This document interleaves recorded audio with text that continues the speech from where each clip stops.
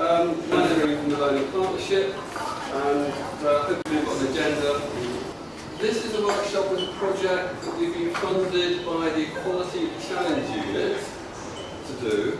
It was promoted by the Schools Funding Agency. When I look at our own data and look at the success rates for individuals who don't declare a learning difficulty, a disability or health issue, for those who remember the form, I think it's L14, there's about an 80, I think it's about an 89%, 85 to 89% success rate. For those who tick that they have a learning difficulty, disability or health issue, it's about 80%. It's a significant percentage lower. Aren't indeed rare. It's actually 1 in 4 of us will experience a mental health problem in the course of the year. However, that's 1 in 4 of us that go and get help. If you think about perhaps all of the individuals out there that might be experiencing things like anxiety and stress and not receiving any type of support for it, the figures are probably a lot higher. And I would say that only 1 in 2, 1 in 3 in the course of the year. My name is Emma Russell. I work for Pentruth. I'm a training coordinator at Pentruth, and we were involved in the Cornwall Equality Project in regards to looking at learners' experience, learners with mental health problems, their experiences with some of our partner providers. So we did a co-production activity where we worked with 2 clients of Pentruth that are members of staff also, and put together a learner questionnaire so that we could assess how learners' experiences were with other learning providers. We went out and trialled it with a couple of organisations, trialled it at Pentruth, and now we're in the process of rolling that out with other organisations. The main sort of findings that we've found was essentially that being involved in meeting the learning provider prior to the course starting, or at least meeting somebody from the organisation and having some kind of consistent support through the learning process actually really helped learners with mental health problems to engage and remain engaged. We also found that where reasonable adjustments were made, this actually improved learner outcomes. So that's where we focused our workshops that we've disseminated the information. You know, everybody chats out what they think's important from the story, and end up with a big list, and then go through that again, see what you've reported. Yeah, that's that. Yeah, although I don't quite. Yeah, so my new bus in Cornwall actually provide it's like a flip chart really, like a pull-out thing, and it has you know, please tell me when I get where I want to go, or please wait till I sit down, or I can't hear, please, you know, explain to me carefully, kind of thing, which is really good, and so you can just have your bus pass, show that you don't have, you know, the awkwardness. Yeah. I have here the official definition from the World Health Organization. We could just very quickly with what Mary said. She's right, mental health isn't necessarily mental ill health. So when we talk about mental health, we're talking actually often about well-being. Whereas quite often when you say mental health, the instant thing people think of is being poorly.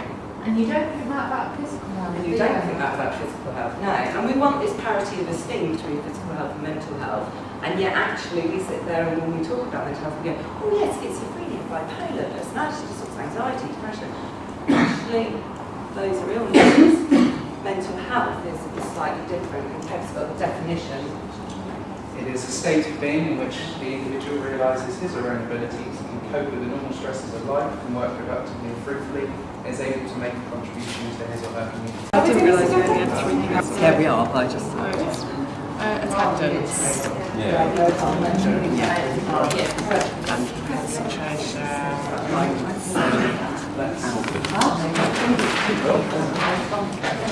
like just getting that. Yeah. Oh, statistics.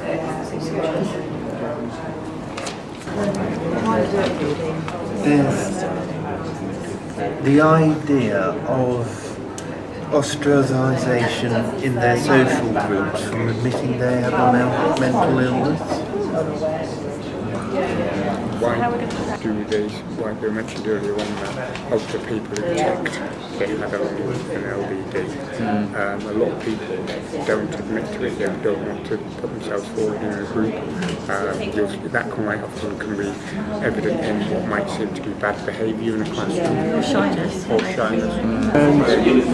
Hi there, I'm Tim Files from Dorset, Devon and Cornwall Community Rehabilitation Company. I'm the Employment Training and Education Officer there, and I help people get back into employment, training or education. Today's workshops I've found extremely invaluable. What's been really clear and apparent is that there's lots of agencies out there that are all providing excellent work to a very high standard. And I feel that sharing this experience and our knowledge today within the group can only take this further and lead to a far better service for everybody and greater equality all around. Training, we try and send them a picture of the venue. We try and give them quite a bit of information in advance so that actually that anxiety is lessened. One of the things fear breeds anxiety, and if you're not sure where you're going or what you're going to be learning or who you're going to be learning with or who else is going to be there, you can start to see why anxiety levels are quite high. With learning difficulties and disabilities, or LDD, you are consultants, people with learning disabilities employed for UR in business, and the UR Cornwall supported employment team working in equal parts. Today was a series of workshops mainly done by Pentreath United Response and Carefree, which seek to illustrate the aims of the Cornwall Equality Project and also the connection between the organisations to it. I'm Grant Jones. I work for Resource Bodmin. It's a social enterprise that delivers work opportunities and tries to get people from a various range of backgrounds into employment. It's the first time I've been on one of the workshops today, and I found it very informative. It was good to hear what United Response was doing, and the aspects of Pentreath's and Carefree's work was very interesting as well. It's not my normal kind of remit. I'm not normally involved in this side of the business, but I just found it all very inspiring and great to hear that people are interested in pulling together and getting a multi-agency kind of approach towards aspects.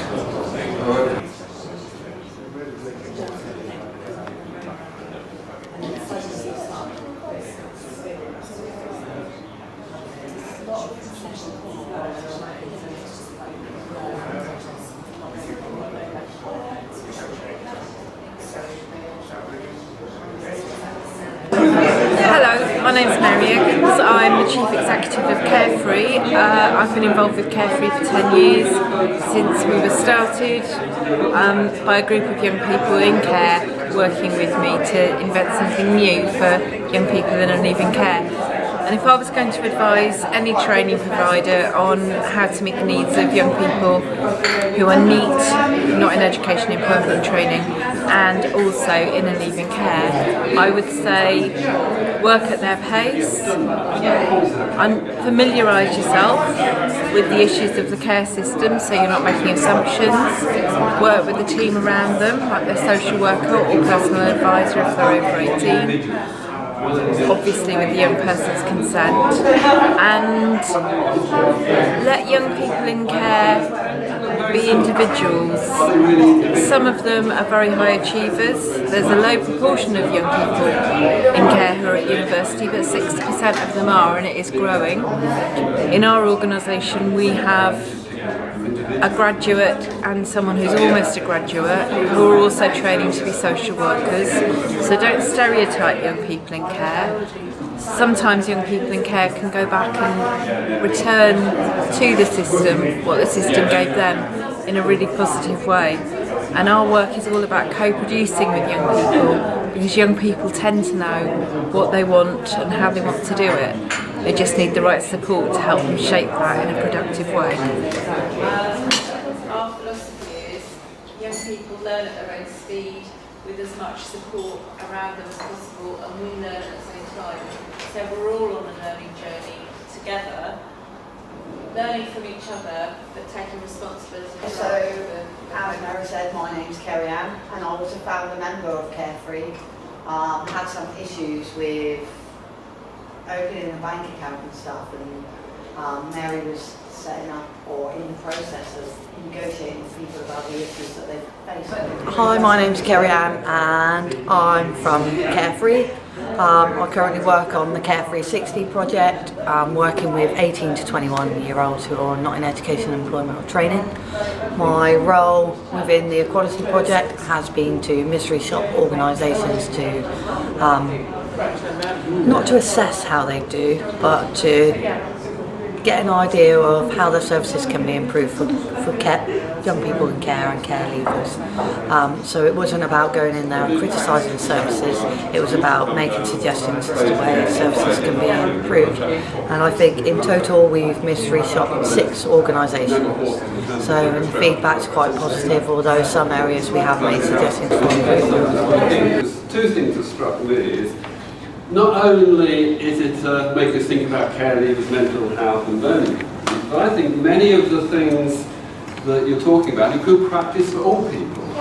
It was interesting, Tim was thinking about people in probation as well. I'm sure you do. So I think there's benefits across all of the provision, and we'd like to think if we could make some of these workshops actually compulsory for our partners in the new programme, to start them thinking about that. So thank you not only to UR, Carefree and Pentry, but also to Okay, so my name's Tom, I'm from Cornwall Council, and we've been working on the project for 6 months now, and the workshops have been brilliant, a brilliant way of engaging partners, helping them learn a bit more about what we've been doing on the project, the good practice that they can incorporate into their training routines, into their work with learners. And despite working on the project for 6 months, attending the 2 workshops myself has been a real eye-opener to what people can do with the findings from this project and how they can engage better with learners that are from these backgrounds.